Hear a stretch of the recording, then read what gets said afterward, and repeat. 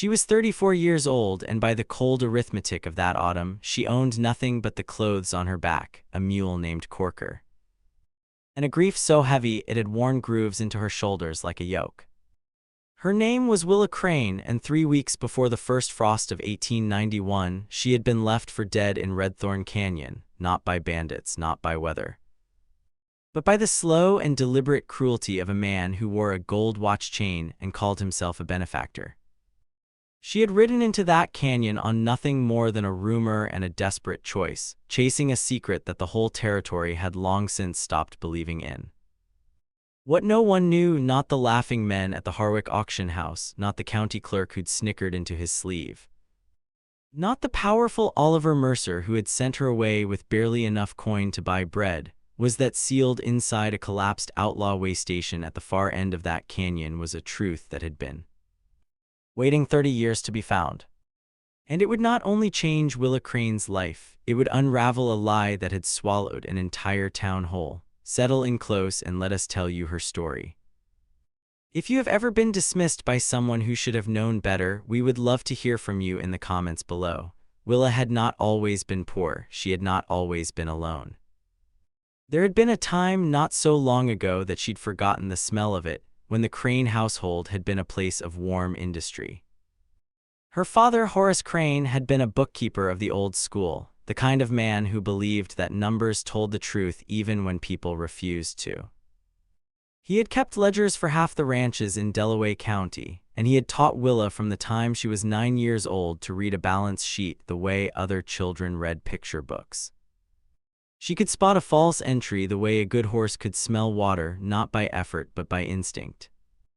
Her mother had been a seamstress, and the house had smelled of beeswax and cedar and the particular warmth of a cast-iron stove that was never allowed to go cold. After her parents passed, her mother from fever, her father from a lung sickness that took him slowly, and then all at once, Willa had married a good and quiet man named Thomas Crane, a carpenter from Salinas who built things straight and true. Thomas had died in the spring of 1889 when a bridge frame collapsed during construction. The foreman had used inferior timber. The foreman had, of course, not been held accountable. After Thomas, Willa had gone to her only remaining family, her uncle by marriage, a man named Aldous Fitch. Aldous ran a dry goods supply business in the town of Garnet Wells and had, during her grief, offered her a room and employment keeping his accounts. She had accepted, grateful and careful. For almost 2 years, she had kept his books meticulously, catching errors that saved him money, organizing a ledger system that doubled his efficiency.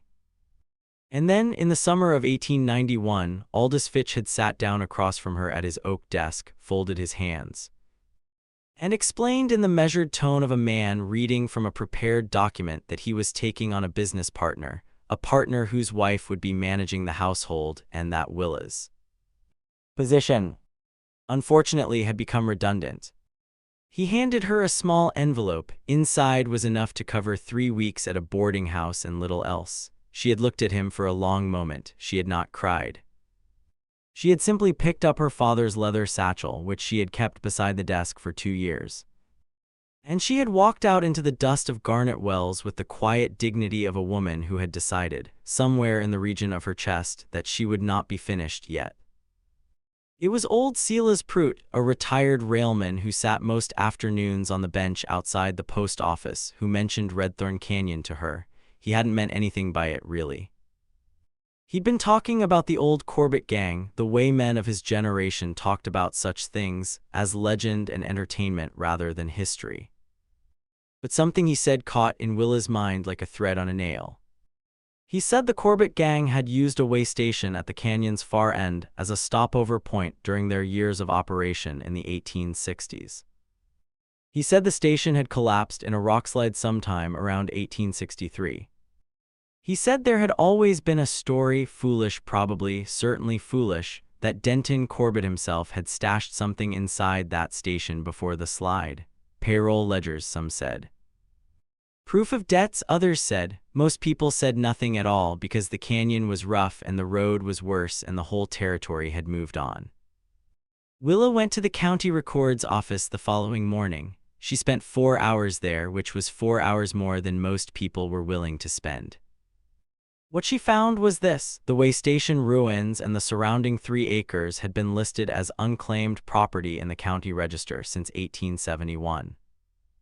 They had never been formally auctioned because no one had ever formally requested it, but the mechanism existed. A distressed property claim could be filed for $9 and submitted to a territorial review board. She had $11.40. She filed the claim. 2 weeks later, a notice was posted at the Harwick Auction House, the nearest formal bidding location to the canyon, inviting competing claims. The morning of the review, 4 men showed up not to bid, but to watch with the particular amusement of men who believe they understand the world completely. The territorial agent, a thin man named Grover, read the property description aloud: collapsed way station, Redthorn Canyon terminus, access road partially washed out, condition severely deteriorated. No assessed value. One of the men laughed outright. Another said loud enough for the room that the only things living out there were scorpions and bad memories. The agent, not unkindly, asked Willa if she was certain she wanted to proceed. She said she was certain. The claim was approved. She paid $9. She loaded Corker with her satchel, a bedroll, 2 weeks of provisions, her father's accounting tools, and a short-handled hammer that had belonged to Thomas. She rode out of Garnet Wells before noon, and no one waved goodbye. The road to Redthorn Canyon was exactly as advertised. It wound down from the plateau in switchbacks that made Corker lay his ears flat with displeasure, through stands of twisted juniper and over creek crossings that were mostly mud by late season. The canyon itself opened up without ceremony, a long, pale gash in the red rock, narrowing at its far end like the throat of something ancient. The wind moved through it with a sound like breathing, low and constant. She found the way station near sundown of the second day. It was less a building than a suggestion of one. The front wall had partially collapsed and been swallowed by a ledge fall that had come down sometime in the distant past, leaving a tumble of flat sandstone and old timber in a configuration that might, if you squinted, remind you of a structure. The back portion had fared better: 3 walls and a partial roof of split log construction, more dugout than building, pressed into the canyon wall itself. A doorway of sorts remained, half blocked by fallen rock but passable if she turned sideways. Inside smelled of mineral dust and old wood and something else, something dry and faintly sweet that she couldn't name. She made camp just outside the doorway, built a small fire against the canyon wall, and sat for a while in the company of the stars and the silence. She was not afraid exactly, but she was aware, in the way that people who have lost much tend to be aware, of how very alone she was. The next morning she started the work of understanding what she had. The back room, the preserved section, was perhaps 12 feet deep and 8 feet wide. Along one wall ran the remnant of a timber shelf, still mostly intact. The floor was hard-packed earth that had dried to something near stone. There was the ruin of an iron stove in one corner, its pipe long since separated, its door seized shut with rust. The ceiling was low enough that she moved in a careful stoop. She spent the first 3 days on survival, not investigation. She cleared the doorway of loose rock and wedged a salvaged timber to brace the lintel. She found that the stove, despite its rust, was structurally sound, and with patient work she freed the door and cleaned the flue passage with a length of bent wire. And on the 4th evening she had a proper fire inside the shelter for the first time. She located a hand pump buried under debris at the side of the structure, a deep bored pump dug when the station was built, still reaching water. She worked the handle for 20 minutes before it yielded. And when the water finally came up, it was cold and clear, and she sat on the ground beside it and pressed her hands over her face for a moment, not crying, just pausing. She patched the roof gaps with bark and salvaged leather and mud. She made a bed from her bedroll and a shelf of flat stones.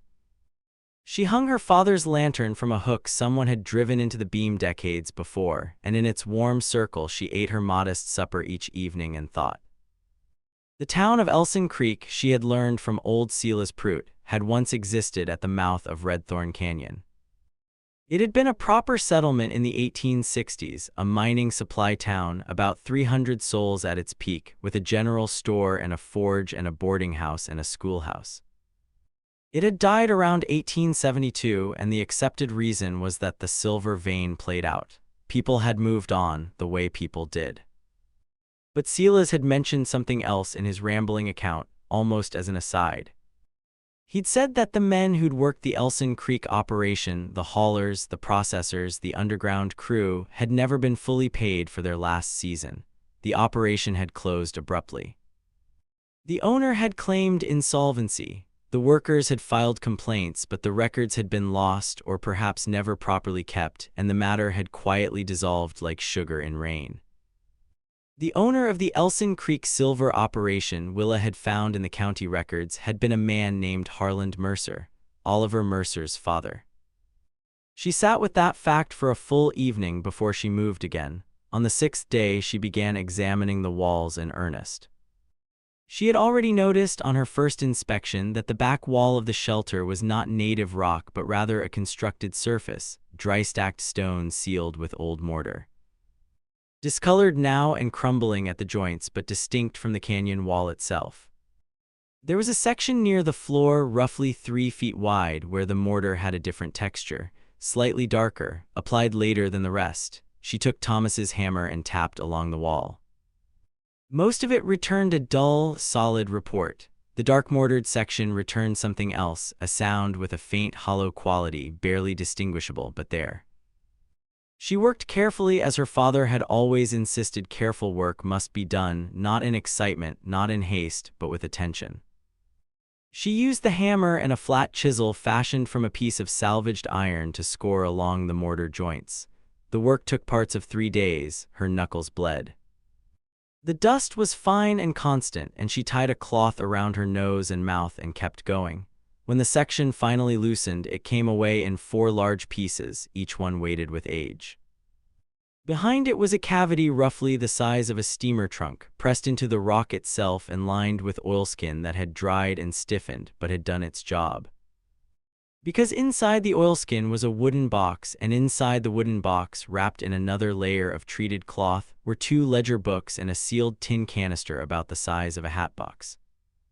She sat in the dust for a long time just looking at them. The lantern flame was steady. The wind moved outside. Somewhere far up the canyon a stone shifted and fell, and the sound echoed and faded. She opened the first ledger with hands that were perfectly still. Denton Corbett, the man history remembered as an outlaw, had in truth been something more complicated. What the ledger revealed in meticulous columns of faded ink was not a record of theft. It was a record of debt. Specifically, it was a record of wages owed, signed receipts, work tallies. Employment agreements for 112 men who had worked the Elson Creek silver operation between the spring of 1869 and the fall of 1871. The second ledger was a correspondence record, letters sent and received, agreements made and then deliberately broken, and one document, a sworn statement in Corbett's own hand. Witnessed by 2 names she did not recognize, detailing how Harland Mercer had systematically underpaid and then abandoned his workforce. Claiming bankruptcy in a court proceeding that had been arranged in advance with the cooperation of a county judge named Eustace Prawl. Corbett had not been an outlaw by nature. He had been a former work supervisor at Elson Creek who had, when the legal channels failed the men he'd overseen, turned to other methods to recover what they were owed. His reputation as a criminal had been constructed, at least in part, by Harland Mercer's considerable influence over the regional newspapers of the time. The tin canister held something she had not expected: 112 individual payment vouchers, each signed by a worker, each noting the exact amount owed. Some were smudged. Some were faded nearly to nothing, but they were there. Corbett had kept them. He had hidden them here, perhaps intending to use them when the time was right, and then the time had somehow never come, and the canyon had closed over his evidence like a fist. Now, 30 years later, in the unsteady light of a salvaged lantern, Willa Crane sat on the floor of a collapsed Outlaw way station and read the names of 112 men who had been cheated and forgotten. She did not rush. She spent 2 more days in the canyon, reading everything carefully, making her own notes in a clean section of her father's accounting journal. She organized the vouchers by name and amount. She cross-referenced the ledger entries against the correspondence. She was looking for errors, for gaps, for anything that might be disputed. She found very few. Corbett had been meticulous. Whatever else he had been, he had understood the power of documentation. When she finally rode out of Redthorn Canyon on a gray November morning, Corker's saddlebag held the ledgers, the canister, and 12 pages of her own careful analysis. She also held in the clearest part of her mind an understanding of what she was not going to do. She was not going to walk into Oliver Mercer's office and confront him. She was not going to shout his father's crimes from the steps of the courthouse. She was not going to trust any official who had grown wealthy in Mercer's shadow. She had watched her father balance ledgers long enough to know that figures proved nothing to the man who controls which figures are seen. The power of this evidence lay not in its existence but in its proper unfolding, slow, documented, witnessed, and impossible to dismiss. She stopped first in the town of Beaumont Ford, 12 miles east of the canyon mouth, a modest place that still had the bones of an older, busier life in its architecture. She took a room at the boarding house run by a woman named Hester Bodge, a broad and capable widow of about 60 who had the look of someone who had weathered considerable difficulty without becoming brittle. Willa paid for a week with the last of her coin and asked Hester, in the plainest terms, whether there was anyone in Beaumont Ford whose family had worked the Elson Creek operation. Hester set down her dishcloth. She looked at Willa for a long moment. Then she said that her own husband's brother, Clem Bodge, had been a hauler at Elson Creek, that he had never been paid for his final 7 months of work, that he had died in the winter of 1873, worn out and bitter, and that his wife and 3 children had spent the following years in circumstances she preferred not to describe in detail.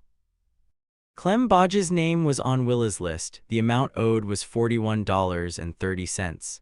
Hester sat down at the kitchen table.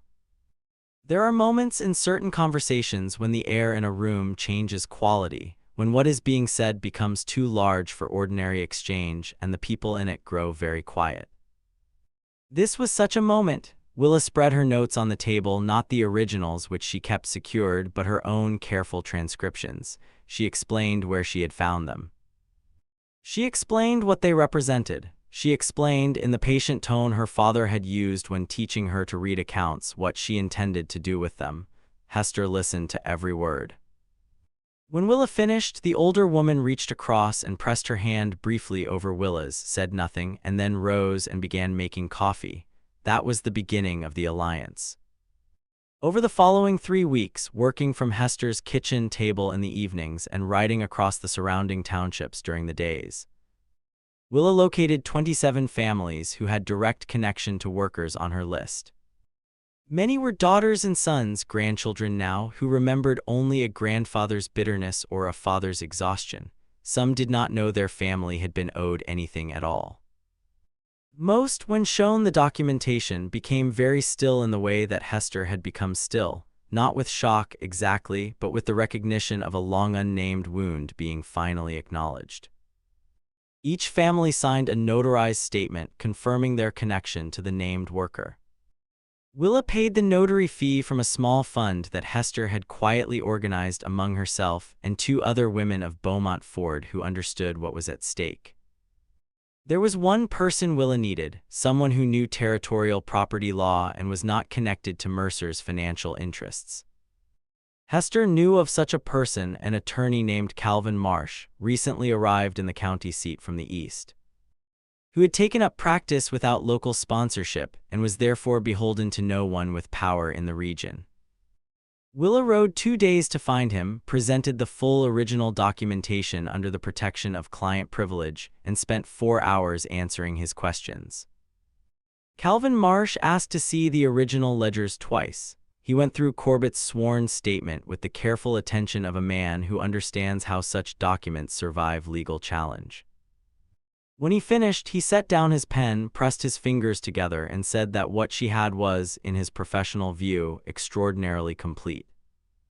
The mechanism he described was this. a wage recovery claim filed under territorial labor statutes that had been on the books since 1875 and never fully tested in court, could be brought against the estate and ongoing business holdings of Harland Mercer, now administered by his heir Oliver.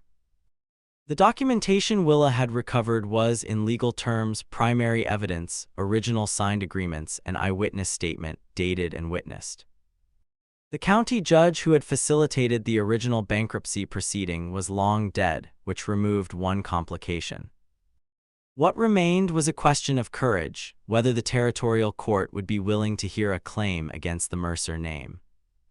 Marsh believed it would if the filing was accompanied by a concurrent submission to the Regional Land Office, which had jurisdiction over worker compensation claims predating the 1880 Land Reorganization Act.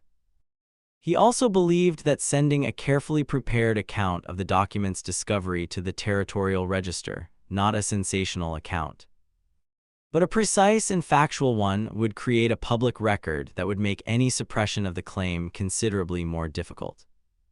They filed in January of 1892. The submission ran to 61 pages. Oliver Mercer was, at the time of filing, 46 years old and considered one of the most substantial landowners in the territory. He had expanded his father's holdings into ranching, banking, and railroad supply. He wore that gold watch chain as though it were a natural feature of his anatomy, and he spoke about the past with the smooth authority of a man who has never had to defend it. He received word of the claim on a Tuesday morning. By Wednesday afternoon, his attorney had drafted a dismissal response, which was procedurally competent but evidentially thin, because the original documentation was exactly what it appeared to be, and there was no alternate interpretation that a reasonable person would accept. His attorney advised him privately, in terms that were reported to Willa much later by a court clerk with a conscience, that the matter was unlikely to go well. The hearing before the Territorial Review Board took place in March.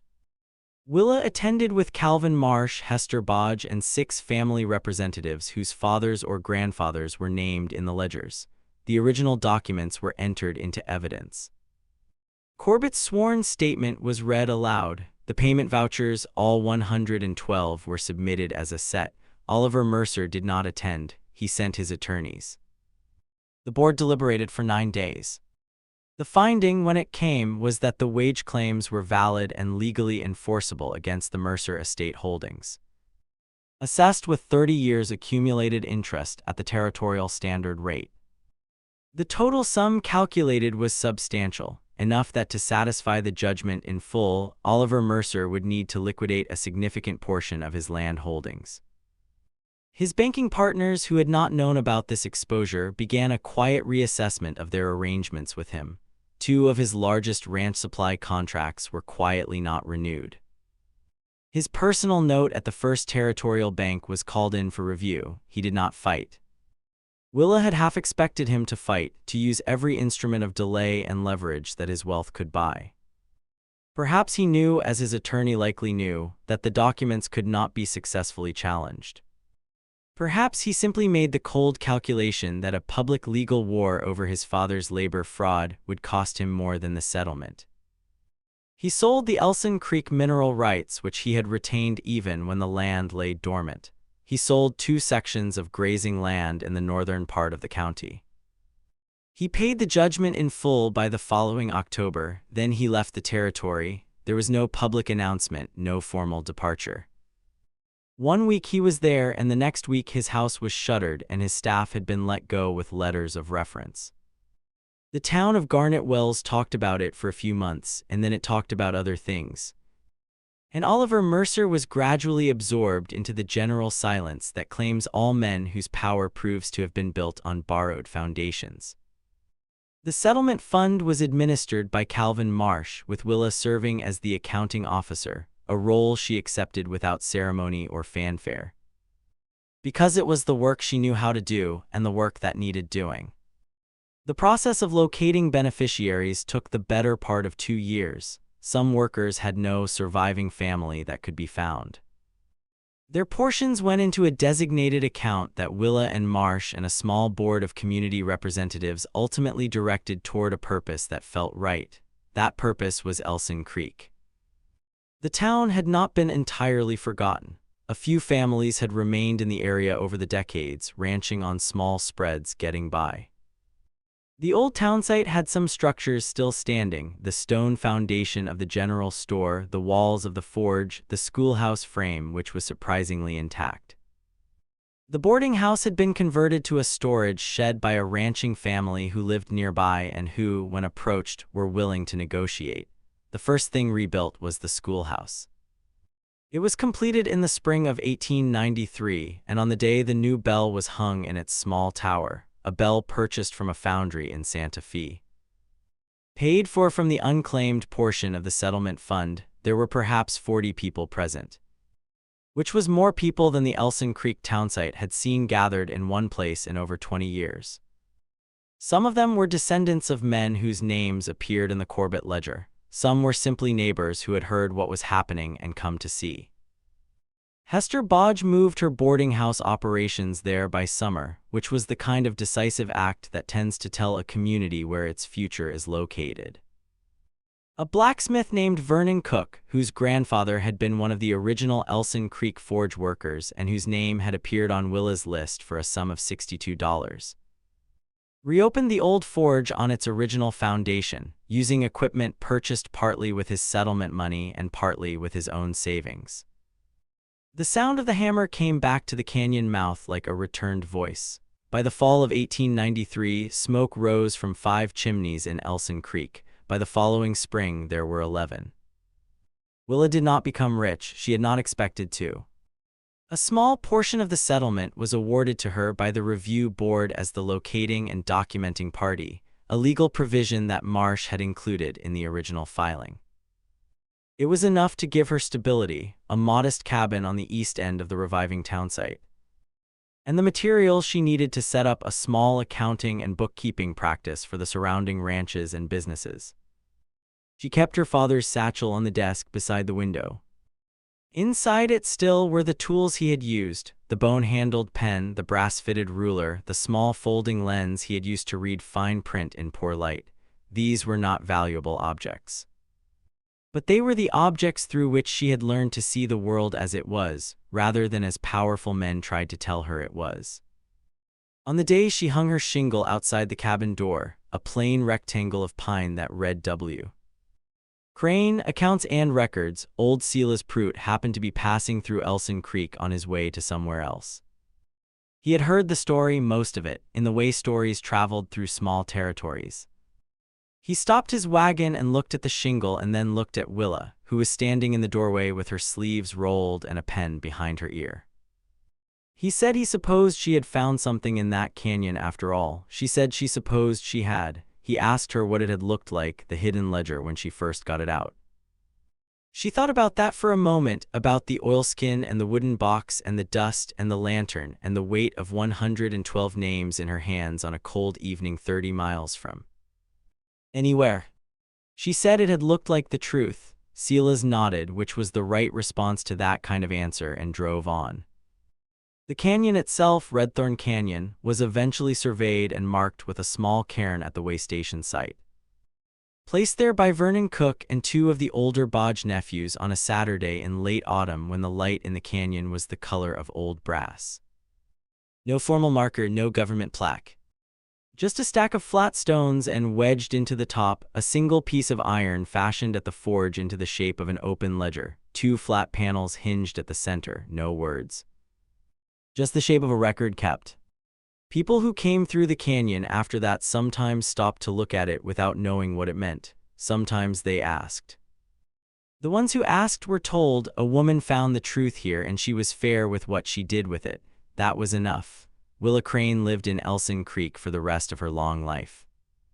She kept the books for 11 businesses before she was done, trained 2 young women in accounting methods, served twice on the community board that oversaw the school, and was present on the winter morning, many years later, when a young man arrived at the schoolhouse door with a carpentry apprenticeship offer for a boy whose family had not previously been able to afford such a thing. The family's name was one she knew from a list she had memorized long ago. She never spoke much about what had happened in the canyon. The people who knew her said she was modest about it. The people who knew her better said it was something else, not modesty, but the particular piece of someone who has done a thing completely, without remainder, and has nothing left to prove.